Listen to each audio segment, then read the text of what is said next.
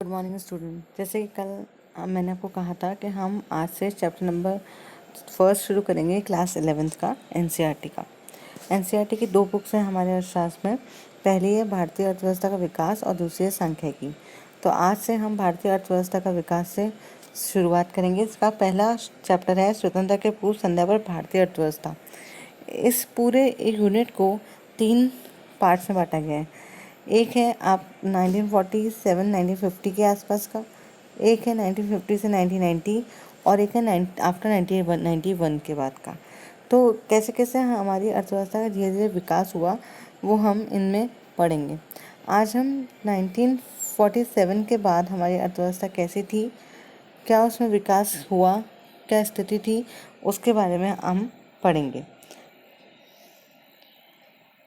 देखिए, जैसे कि हम सब जानते हैं कि जब हमारी 1947 में हमको आज़ादी मिली थी 15 अगस्त को, उस समय हमारे देश की हालत अच्छी नहीं थी। उससे पूर्व हमारी क्या स्थिति थी कि ब्रिटिशर्स ने हमारा शोषण ही किया था। कई काम उन्होंने ऐसे भी करे जिससे हमारा विकास हुआ। उन सब को हम एक तरीके से एनालिसिस कर और फिर इसमें हम पढ़ेंगे कि हम क्या क्या हुआ। तो मैं आपको वर्ड टू वर्ड भी पढ़ाऊँगी और आपको line wise word to word पढ़ाऊँगी। साथ के साथ आपको ये बताऊँगी कि आप इसके नोट्स कैसे बना सकते हो।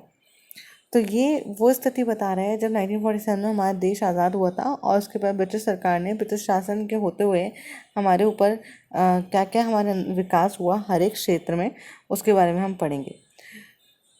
तो पहले तो हम अगर शुरुआत करें, अगर आपसे मैं पूछूं कि आप मुझे बताइए कि क्या क्या हुआ था, तो आप बता सकते हैं अच्छे से। आपने एसएसटी में 10th क्लास में पढ़ाया था आपको, तो आपने पढ़ा होगा कि हमने भारतीय अर्थव्यवस्था की विशेषताएं पढ़ी थी। वो जो विशेषताओं के पॉइंट्स हैं वो भी इसमें, वो सेम पॉइंट्स इसमें आएंगे, लेकिन बस लिखने का तरीका डिफरेंट हो जाएगा।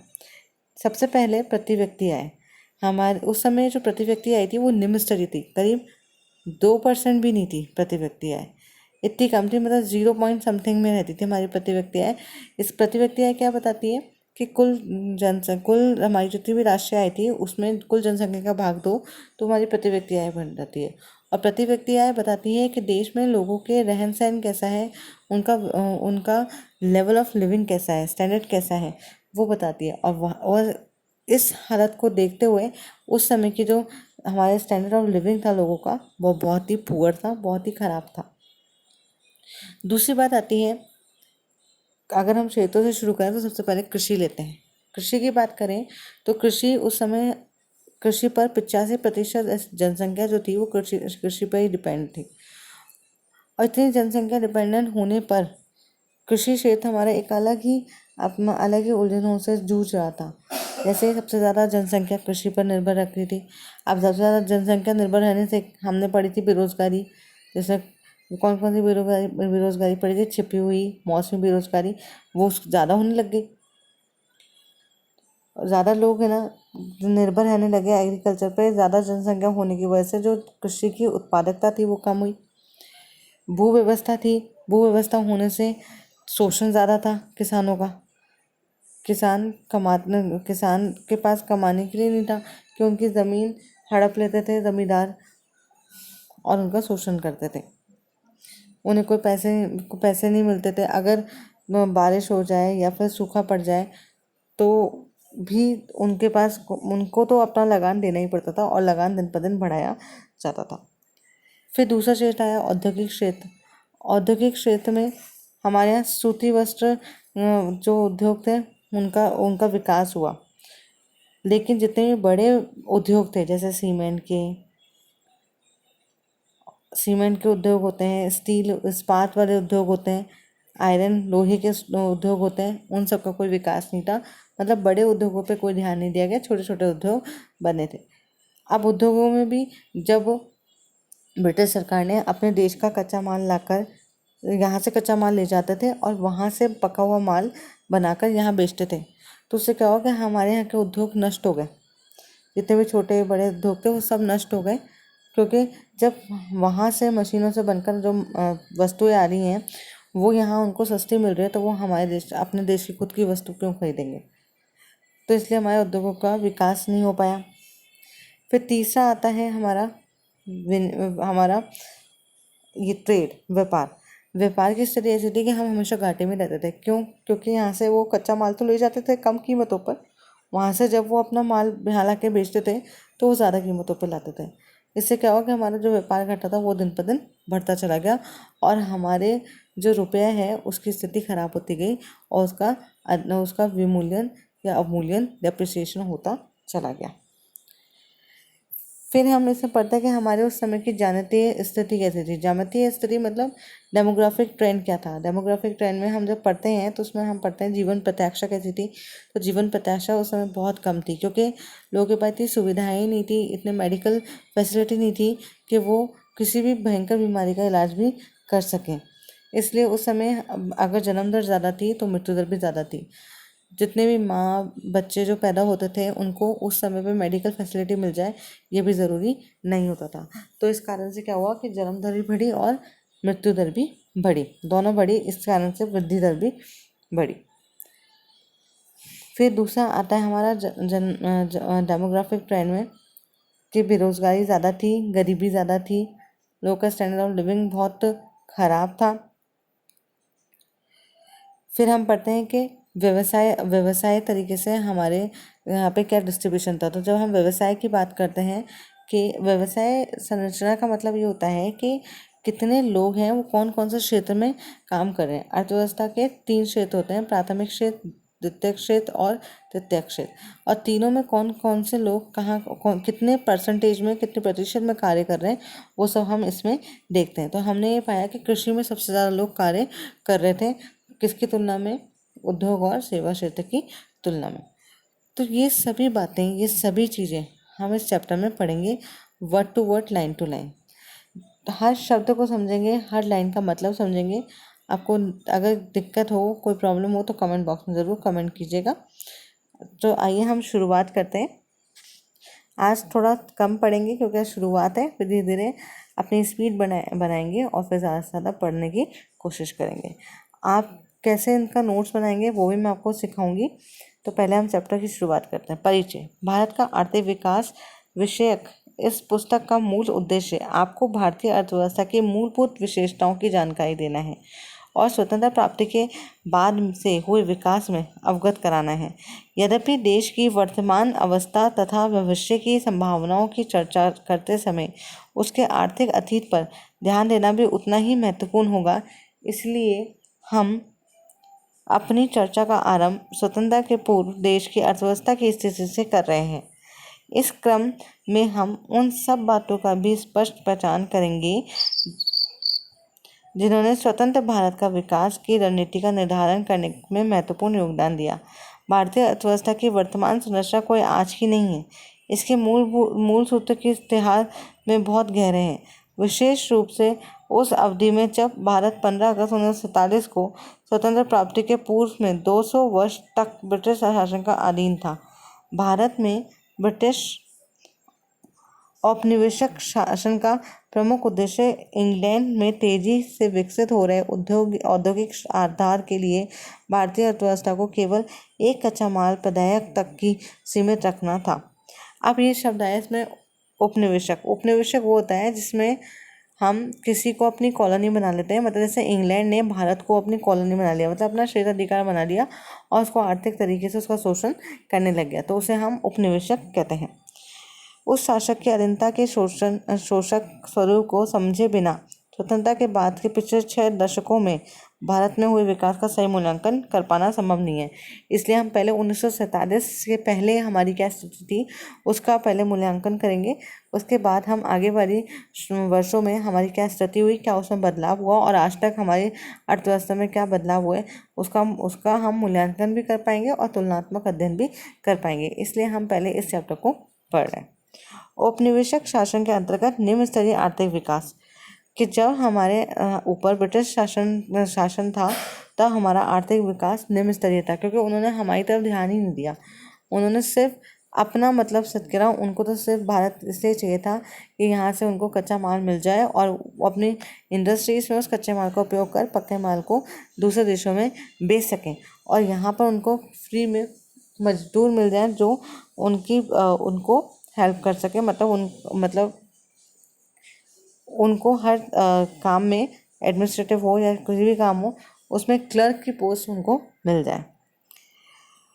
अंग्रेजी शासन की स्थापना से पूर्व भारत की अपनी स्वतंत्र अर्थव्यवस्था थी। यद्यपि जन सामान्य की आजीविका और सरकार की आय का मुख्य स्रोत कृषि था, फिर भी देश की अर्थव्यवस्था में विभिन्न प्रकार की विनियोग गतिविधियां हो रही थी। सूती व रेशमी वस्त्रों, धातु आधारित तथा बहुमूल्य मणि रत्न आधारित आदि से जुड़ी शिल्प कलाओं के उत्कृष्ट केंद्र के रूप में भारत विश्व भर में सुविख्याति हो चुका था। भारत में बनी हुई इस चीज़ों को विश्व के बाजारों में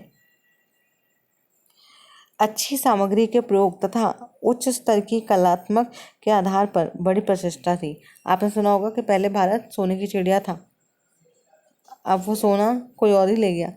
तो इसलिए उस समय जो भारत का वर्चस्व था अंतर्राष्ट्रीय बाजार में, वो बहुत ऊंचा था, बहुत ही डेवलप रहता, मतलब विकसित था। इतनी गरीबी इसमें नहीं थी जितना कि ब्रिटिश शासन के बाद आई। औपनिवेशिक शासकों द्वारा रची गई आर्थिक नीतियां का ध्येय भारत का आर्थिक विकास नहीं बल्कि अपने मूल देश के आर्थिक हितों का संरक्षण और संवर्धन ही था। मतलब उन्होंने जो भी नीतियां बनाई वो भारत के विकास के लिए नहीं बनाई, उन्होंने अपने काम के लिए बनाई, अपने देश के विकास के लिए बनाई। जैसे उन्होंने कहा कि हम रेलवे लाइन डलवा रहे हैं, रेलवे लाइन डाली उन्होंने मुंबई टू थाने इन 1853। उस रेलवे लाइन का मकसद ये था कि वो एक जगह से दूसरी जगह अपना कच्चा माल ले जा सके। लेकिन वही रेलवे लाइन हमारे लिए साबित अच्छी हुई, क्यों?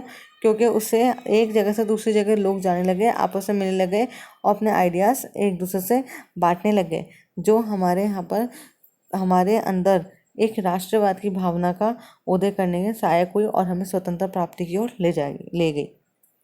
इन नीतियों के भारत की अर्थव्यवस्था के स्वरूप के मूल रूप को बदल डाला। भारत इंग्लैंड को कच्चे माल की पूर्ति करने तथा वहाँ के बने तैयार माल का आयात करने वाला देश बन के रह गया था। मतलब यहाँ से तो सिर्फ हम क्या करते थे, वो यहाँ से हमारा कच्चा माल ले जाते थे और वो अपना पक्का माल यहाँ लाकर बेच देते थे, तो हम सिर्फ उनके लिए आयात का एक स्रोत रह गए थे। स्वाभाविक ही था कि औपनिवेशिक शासकों ने कभी इस देश में राष्ट्रीय तथा प्रति व्यक्ति आय का आकलन करने का भी ईमानदारी से कोई प्रयास नहीं किया।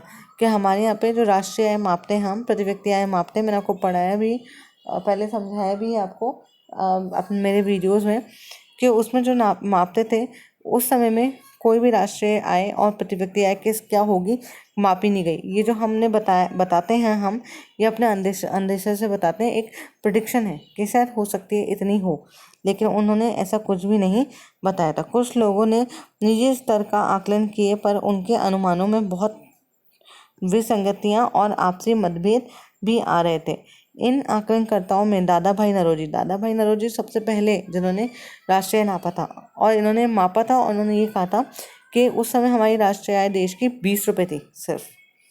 अब आप देखिए, अब 20 करोड़ भी होना तो फिर नहीं पता चलता, लेकिन उस समय हमारी राष्ट्रीय आय 20 रुपये हुआ करती थी। William Digby, Findlay Shirras, doctor V K R V Rao जिन्होंने सबसे पहले वैज्ञानिक तरीके से मापी थी, तथा RC देसाई प्रमुख रहे। औपनिवेशिक काल के दौरान डॉक्टर राव द्वारा लगाए गए अनुमान बहुत महत्वपूर्ण माने गए। फिर भी सभी अध्ययनकर्ता एक बात पर सहमत रहे कि 20वीं सदी के पूर्वार्ध में भारत की राष्ट्रीय आय की वार्षिक समृद्धि दर 2% से कम ही रही है, तथा प्रति व्यक्ति उत्पाद वृद्धि दर तो केवल आधा प्रतिशत रही। मतलब 20 रुपये अगर हम मान के चलते हैं तो 2% ही एक साल में हमारी राष्ट्रीय आय बढ़ी। और अगर हमारी राष्ट्र की आय 2% बढ़ी तो एक प्रति व्यक्ति जो आय है, जो हम निकालते हैं कि राष्ट्रीय आय में कुल जनसंख्या का भाग देते हैं, तो सिर्फ वो आधा प्रतिशत ही बढ़ी है। अब देखो आप कितना डिफरेंस है, कहाँ 2% राष्ट्र की आय और आधा प्रतिशत प्रति व्यक्ति आय। ये आपको अच्छे से बता पा रही है कि उस समय हमारी स्थिति क्या थी। कृषि शतक। ब्रिटिश औपनिवेशिक शासन के अंतर्गत भारत मूलतः एक कृषि अर्थव्यवस्था ही बना रहा। देश की लगभग 85% जनसंख्या जो गांव में बसी थी, प्रत्यक्ष या परोक्ष रूप से कृषि के माध्यम से ही अपनी रोजी रोटी कमा रही थी। एक बड़ी जनसंख्या का व्यवसाय होने के बाद भी कृषि क्षेत्र में गतिहीन विकास की प्रक्रिया चलती ही रही। वही नहीं, बल्कि अनेक अवसरों पर उसमें अप्रत्याशित ह्रास या गिरावट को अनुभव की गई। भले ही कृषि अधीन क्षेत्र के प्रसार के कारण कुल कृषि उत्पादन में वृद्धि हुई, किंतु कृषि उत्पादकता में कमी हुई। कृषि उत्पादकता में कमी क्यों हुई? क्योंकि ज़्यादा से ज़्यादा जनसंख्या जब जैसे जनसंख्या बढ़ती जाएगी तो ज़मीन तो वही है, भूमि तो वही है, उसी पे आप कृषि कर रहे हो। आप अगर उसका ज़्यादा यूज़ करोगे, ओवर यूज़ करोगे, तो उसकी उत्पादकता कम होती जाएगी। कृषि क्षेत्र की गतिहीनता का मुख्य कारण औपनिवेशिक शासन द्वारा लागू की गई भूव्यवस्था प्रणाली को ही माना जा सकता है। और क्यों है? क्योंकि भूव्यवस्था प्रणाली क्या थी? आपको पढ़ाया भी था कि पहले हमारे यहाँ पर 3 भूव्यवस्था प्रणाली चलती थी: जमींदारी सिस्टम, रैयतवाड़ी सिस्टम और महलवाड़ी सिस्टम। इनका कार्य ये होता था कि ये लगान लगा देती थी, कर निर्धारित कर देती थी और हर किसान को वो कर देना जरूरी होता था। तरीका वही था, सब में कर ही वसूले जाते थे और किसानों का शोषण किया जाता था। लेकिन सिर्फ कर वसूलने का तरीका अलग अलग कर दिया। जमींदारी सिस्टम में जमींदार करता था, महलवाड़ी व्यवस्था में अलग अलग ग्रुप बना दिए जाते थे, एरिया वाइज बांट दिया जाता था, और रैयतवाड़ी में किसी युवक को एक एरिया का हेड बना दिया जाता था और उस आधार पर वो करता था। तरीका से वही था, तरीका अलग था, लेकिन जो उनका उद्देश्य था वो एक ही था कि किसानों का शोषण करना। इस कारण से भी जो कृषि जो किसान है, जो खेती है, जो कृषि है, वो इतनी डेवलप्ड नहीं हो पाई। आज के समस्त पूर्वी भारत में जो उस समय बंगाल प्रेसिडेंसी कहा जाता था, लागू की गई जमींदारी व्यवस्था में तो कृषि कार्यों से होने वाले समस्त लाभ को जमींदारी हड़प लेते थे। और वो क्या करते थे कि कभी भी ब्रिटिश सरकार को कोई लाभ नहीं देते थे, वो बीच में से ज़्यादा कर्ज तो चार्ज करते थे किसानों से। और जैसे मैं आपको एग्जांपल बताऊं, ब्रिटिश सरकार ने कहा कि कृषि पे 5% कर लगाना चाहिए। लेकिन किसानों को तो क्या पता कि ब्रिटिश सरकार ने क्या कहा है। तो जमींदारों ने क्या करा, 5% के जगह 15% कर लगा दिया। अब ब्रिटिश सरकार को तो कितना जाएगा, 5%, और जमींदार ने कितना लगाया, 15%। किसान कितना दे रहा है, 15%, क्योंकि उसको 5% का पता ही नहीं है। तो उसका 10% शोषण कौन कर रहा है, जमींदार कर रहे हैं। तो जमींदार ही सारा जो मूल था वो ले लेते थे और ब्रिटिश सरकार तक नहीं पहुंचाते थे। किसानों के पास कुछ नहीं बच पाता था। यही नहीं, अधिकांश जमींदारों तक अपने औपनिवेशिक शासकों ने कृषि क्षेत्र की दशा को सुधारने के लिए कुछ नहीं किया। जमींदारों की रुचि तो किसानों की आर्थिक दुर्दशा को अनदेखी कर उनके अधिक से अधिक लगान संग्रह करने तक सीमित रहती थी। इसी कारण कृषक वर्ग को नितांत दुर्दशा और सामाजिक तनावों को झेलना को बाध्य होना पड़ा। राजस्व व्यवस्था की शर्तों का भी जमींदार के इस व्यवहार के विकास में बहुत योगदान रहा। राजस्व की निश्चित राशि सरकार के कोष में जमा कराने की तिथियां पूर्व निर्धारित थीं। उसके अनुसार रकम जमा नहीं करा पाने वाले जमींदारों से उनके अधिकार छीन लिए जाते थे। साथ ही प्रौद्योगिकी के निम्न स्तर, सिंचाई सुविधाओं के अभाव और उर्वरकों का नगण्य प्रयोग भी कृषि उत्पादकता के स्तर को बहुत निम्न रखने को उत्तरदायी है। कि कृषि है उसका विकास कैसे होगा, आप उसको अच्छे बीज दोगे, अच्छी खाद दोगे, अच्छी सिंचाई दोगे, अच्छी औद्योगिक मतलब ट्रैक्टर वगैरह उपलब्ध कराओगे, लेकिन ये सब उस समय उपलब्ध नहीं था। किसानों की दुर्दशा की ओर बढ़ाने में इसका भी बड़ा योगदान रहा। देश के कुछ क्षेत्रों में कृषि के व्यवसायीकरण के कारण नकदी फसलों की उच्च उत्पादकता के प्रमाण भी मिलते हैं। अब 2 फसलें होती हैं, 2 तरह की फसलें होती हैं, एक होती है नकदी फसलें, एक होती है खाद्यान्न फसलें। खाद्यान्न फसलें वो होती हैं जिनको हम खाने के लिए प्रयोग में लेते हैं, खाने के लिए प्रयोग में लेते हैं, और उनको हम बिजनेस के रूप में आगे बेचने के काम में नहीं लेते। सब ज़्यादातर वो खाई जाती हैं, जैसे दालें वगैरह हुई हमारी, ये सब चावल वगैरह, ये सब। और नकदी फसलें वो होती हैं जिसको हम बेच देते हैं और बेचने पे हम उससे पैसे प्राप्त होते हैं, मतलब जिनको हम व्यवसाय के रूप में कार्य में ले सकते हैं। जैसे हुई चाय, कॉफ़ी, ये व्यवसाय के रूप में काम में आती है। तो नकदी फसलों, उस समय नकदी फसलें, जो बड़े बड़े किसान थे वो नकदी फसलों का फसलें बोते थे, और इस कारण से उसको बोकर और फिर उनको पैसे मिलते थे, इसलिए इनको कृषि के व्यवसायीकरण में शामिल कर दिया गया और कृषि का व्यवसायीकरण कहा गया। क्योंकि उन्हें तो खाद्यान्न की खेती के स्थान पर नकदी फसलों का उत्पादन करना पड़ता था, जिनका प्रयोग अंततः इंग्लैंड में लगे कारखानों में किया जाता था। सिंचाई व्यवस्था में कुछ सुधार के बावजूद भारत बाढ़ नियंत्रण एवं भूमि में उपजाऊ शक्ति के मामले में पिछड़ा हुआ था, जबकि किसानों में एक छोटे से वर्ग में अपने फसल पैटर्न को परिवर्तित कर खाद्यान्न फसलों की जगह वाणिज्यिक फसलें उगाना आरंभ किया। मतलब खाद्यान्न की जगह ऐसी फसलें उगाई जिसको वो बेच सकें और आगे अपना भरण पोषण बढ़ा सकें, क्योंकि खाद्यान्न फसलें उगाने में उनको उतने पैसे नहीं मिलते थे, तो उनको नकदी फसलें या वाणिज्यिक फसलें उगाने में मिलते थे, कमर्शियल क्रॉप्स जो उगाते थे वो। काश्तकारों के एक बड़े वर्ग तथा छोटे किसानों के पास कृषि क्षेत्र में निवेश करने के लिए ना ही संसाधन थे और ना तकनीक और ना ही कोई प्रेरणा। मतलब जो किसान अपने क्षेत्र में निवेश करना चाहते हैं, उनके पास कोई भी गाइडेंस अवेलेबल नहीं थी। एक मिनट, अब हम ये जो बॉक्सेस में लिखा हुआ है एक बार इससे पढ़ लेते हैं, जिससे हमें पूरा क्लियर हो जाए। देखिए, बंगाल का सूती उद्योग। मलमल एक विशेष प्रकार का सूती कपड़ा है। इसका मूल निर्माण क्षेत्र बंगाल, विशेषकर ढाका के आसपास का क्षेत्र रहा है।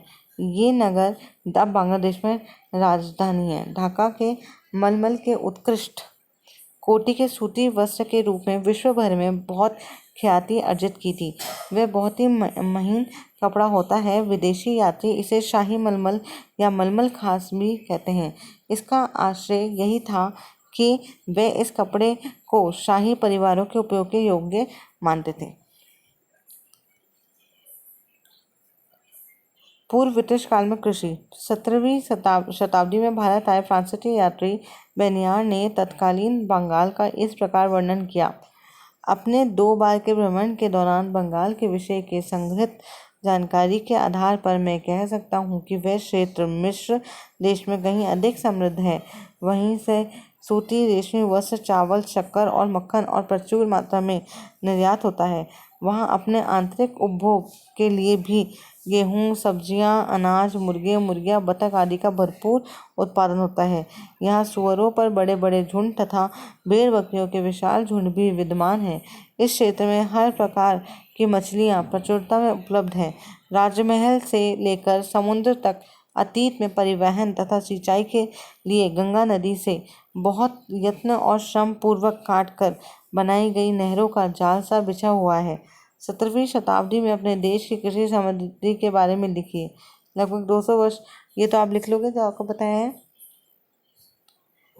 तो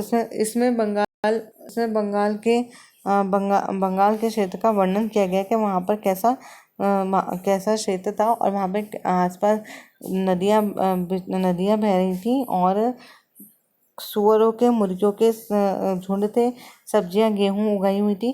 तो उसका पूरा वर्णन इसमें बताया गया है।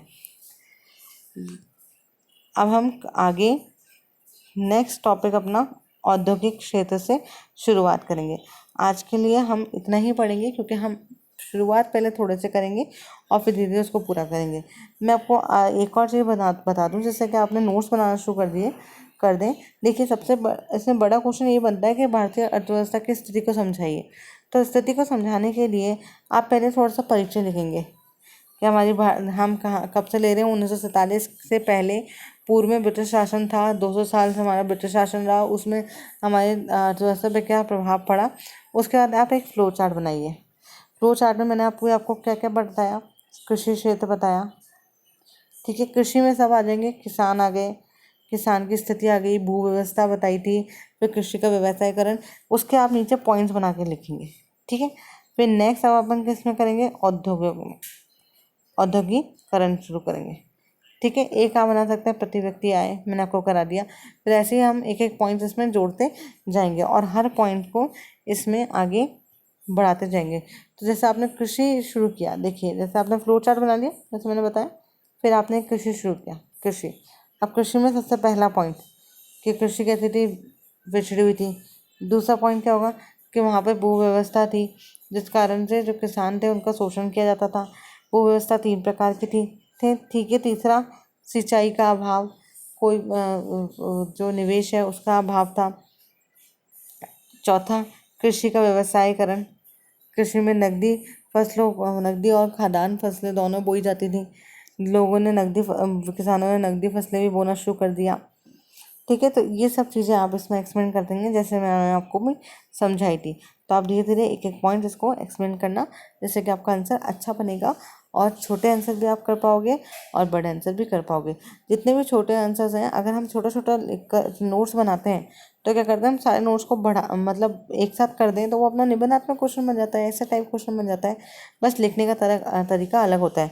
हमेशा याद रखो कि जब भी आपको कुछ अच्छे नंबर चाहिए या अच्छे स्कोर करना है तो आप हमेशा फ्लो चार्ट बनाएं और अपनी बात को पॉइंट्स में एक्सप्लेन करें, क्योंकि हम इतना टाइम नहीं है कि हम थ्योरी में एक्सप्लेन करें। मतलब एक तरीके से प्रिसाइज रूप से छोटे तरीके में अपनी छोटे कम शब्दों में अपनी सारी बात कह दें, तो वही एक तरीका होता है लिखने का। आई होप आपको समझ में आया होगा। अगर आपको वीडियो अच्छा लगे तो शेयर कीजिए, सब्सक्राइब कीजिए। बस पढ़ाई कीजिए, बढ़ेगा नहीं, बढ़ना ज़रूरी है और पढ़ना ज़रूरी है। Thank you so much.